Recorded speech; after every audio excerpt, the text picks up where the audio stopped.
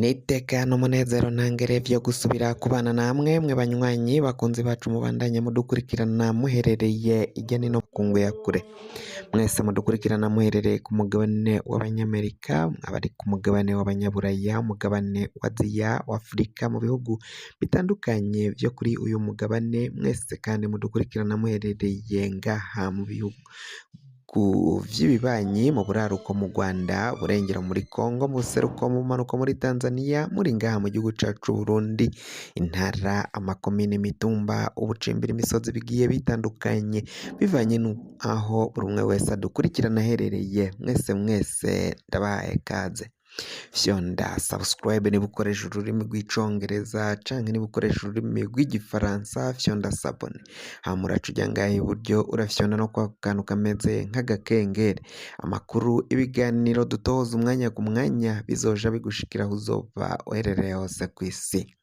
amakuru agezweko ariko aravugwa ngaha mu gihugu cacu Burundi reka tuyatangurire mu gisata c'umutekano aho ibisase ntezwantoke bine vyatowe mu ntara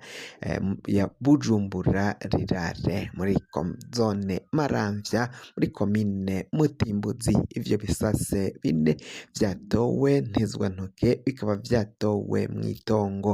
ry'umwe mu batwara imbonerakure ni mu gihe yari hahejeje iminsi hatowe ibindi bisase n'ubundi mw'itongo ry'utwara imbonerakure ngaho muri iyo komine ya Mutimbuzi benshi rero ubwoba bukaba bwabatekeye bavuga ko ivyo bisase biriko biratogwa ku mbonerakure bariko baribaza aho vyoba vyaraje bizanana hakibazwa n'imvo biriko biratogwa mu matongo y'imbonerakure gusa atahandi biriko biratogwa izo mbonerakure ngo nizo ziriko ziraca zihita zirukanka zinyaruka zija kubitangaza kuri komine kwerekana ko nyine hariko haratogwa ibisase naho tuvuye muri mu gisata c'umutekano reka tuje mu ntwaro na politike aho rero ishengero rya Eklezia Gatolika riramenyesha ko rigiye kuzogira uruhara rukomeye mu itegurwa ry'amatora ni mu gihe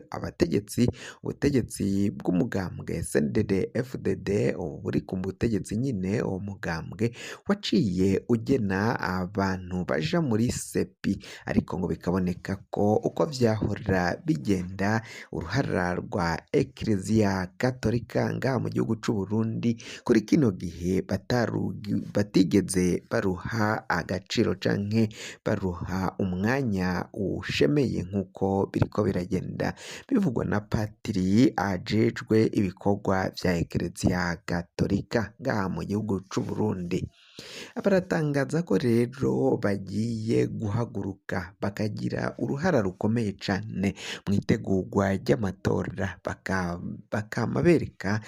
leta ubutegetsi bwa Gitega ko ivyo bwakoze kwima uruhara ruboneka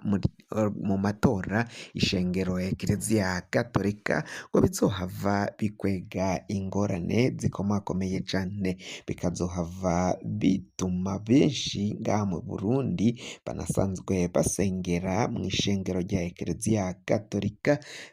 hava batizera ibizova mu matora mu gihe ishengero rya Eklezia Gatolika bagimye uruhara ruboneka canke ikibanza gikomeye muri aya matora agiye kuba mu migwi sepi n'umugwi seni nga utunganya amatora biravugwa ko baciye bima imigambwe biboneka ko izohigana muri ayo matora barayimamwo ibibanza ngo n'iyindi migambwe imaramaye canke yiharahaye kugira umuntu ibona bakayiha umuntu umwe kandi ico kibanza kimwe biboneka ko iyo migambwe nayo yari ikwiye kuronka ibibanza bisumvye ivyo babonye umugambwe uri ku butegetsi niwo waciye wiharira ibibanza vyinshi ibibanza bitandukanye mu kibanza c'amatora nyene mu mugwi ujejwe gutunganya amatora, umugwi seni ku rwego rw'igihugu n'imigwi sepi ku rwego rw'amakomine. Ivyo rero ngo biraboneka ko biteje ingorane, biteje ikibazo gikomakomeye cane mu matora yimirije mu mwaka w'ibihumbi bibiri mirongo ibiri na gatanu no mu mwaka w'ibihumbi bibiri mirongo ibiri n'indwi. Ayo matora ngo bikaboneka ko atazohava agenda neza. Ivyo n'ibitangazwa na Ekereziya Gatolika, ariko kandi bakavuga ko bagiye gukora ibishoboka vyose kugira ngo bazohabwe ikibanza nyine mu gutegura amatora agiye kuba ngaha mu Burundi. Ekereziya Gatolika iravuga ko igomba gukora ibishoboka vyose nyine kugira ngo hatazobaho indyane zizosubira kuba ngaha mu gihugu c'u Burundi zivuye mu matora aba yabaye. Tuvuye ngaho reka tunyarukire ku vyaranze uyu munsi w'intahe yo kwikukira. Umukuru w'igihugu Evaristo Ndayishimiye ari kumwe n'umutambukanyi wiwe Angelina Ndayishimiye bari kumwe kandi canke baherekejwe n'abandi bategetsi batandukanye, bitavye inkuka y'imisa yo kwibuka incungu y'ukwikukira umuganwa Rwagasore. Yapfuye kw'igenekerezo nyine rya 14 ukwezi kw'icumi mu myaka 60, mu mwaka wa 61 niho yaciye agandagurwa. Akaba rero kuri ubu ngubu imyaka 63 irarumanye uyu muganwa Rwagasore agandaguwe n'abansi b'amahoro nk'uko bigenda bivugwa nga mu gihugu c'u Burundi. Inyankaburundi ngo nizo zoba zaragandaguye uyu umuganwa Rudoviko Rwagasore. Kuri ubu rero ibirori vyabereye irya nino. Umukuru w'igihugu kandi nyuma y'iyo nkuka y'imisa akaba yashize urugori rw'amashungwe ku cibutso caho Rwagasore ashinguye, kandi mu gihugu c'u Burundi hafi ya hose mu ntara zigiye zitandukanye, abategetsi, ababuramatari, abasoda batwaye igisirikare mu madiviziyo atandukanye akorera mu ntara zigiye zitandukanye, ab'igipolisi, abategetsi bandi batandukanye bakoranye bahurira mu nkuka z'imisa bazitavye. Nko karorero ni mu ntara ya Ngozi, aho rero abasoda, abapolisi n'ababuramatari baciye bitaba inkuka y'imisa, inyuma barashira ingori z'amashurwe ku vyibutso vy'umuganwa Rudoviko Rwagasore. Nk'uko biriko biragenda bivugwa rero ngo birori, amajambo yagiye ashikirizwa akaba ari ayo kwamagana no kwiyamiriza abategetsi babi bafise intwaro mbi, nk'uko umuganwa